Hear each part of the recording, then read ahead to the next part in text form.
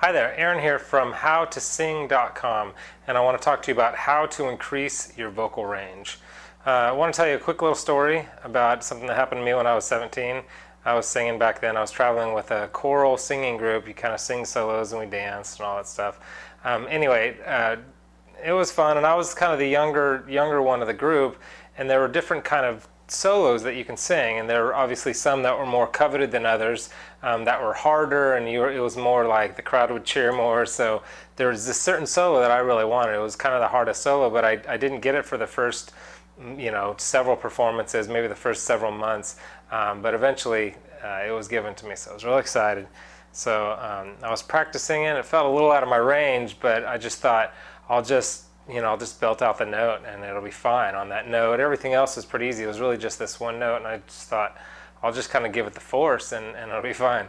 So it came to that day, and I had a duet partner. It was a kind of a guy-girl thing, and so the music director's up front and the whole audience and everything, and so everything's going fine. I'm singing my part, and when it got to that note, I was like, I just belted out. And it was I didn't hit the note. It came out of this kind of squawky sound. And at the time I didn't know this, but it was because of what I'm going to kind of talk to you about for a second. It wasn't my finest hour. I learned that you can't push, you can't force notes. It's not healthy for your voice, and you probably won't hit the note to begin with. So that's my first caution about expanding your range: is don't just belt it out or push or strain, all that stuff. All that's going to do is maybe make you look silly, but certainly it's over a very short period of time, it's just going to be bad for your voice and strain your voice, and eventually even probably cause damage. The deal with the voice, let me just say what happened in that particular instance. And when you push to try to get a note, your vocal cords, they zip up as you get higher and higher and higher and higher and higher in your range. What happens is your two vocal cords, they stretch and they elongate and they get thinner. And so what happens when you try and belt out a higher note, you've got less space to go through, and the cords are thinner. So when they're thicker, it's easier for them to hold together.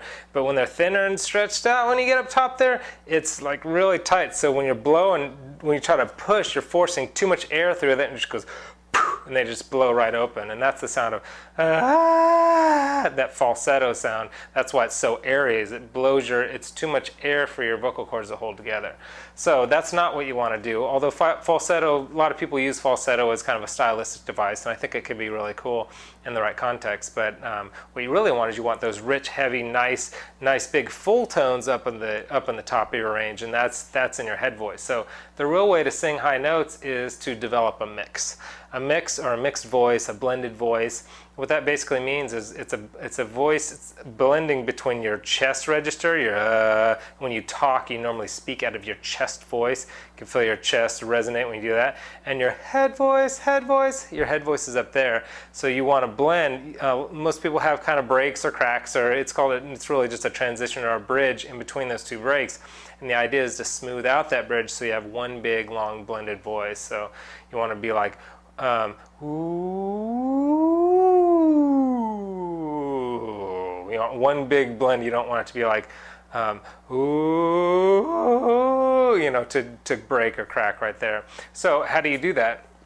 I want to give you one exercise to do that. There are a lot of ways to do that, but just in this short video, I want to give you one exercise to begin helping you with your higher range, to extend your actual range itself. This will help with that, and it will also start smoothing out the breaks in between smooth out the break in between your chest and your head voice.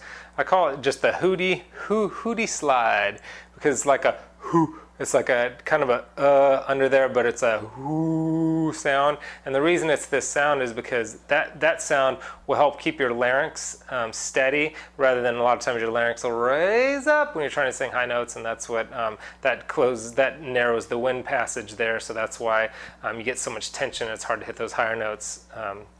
So this slide will be like ooh,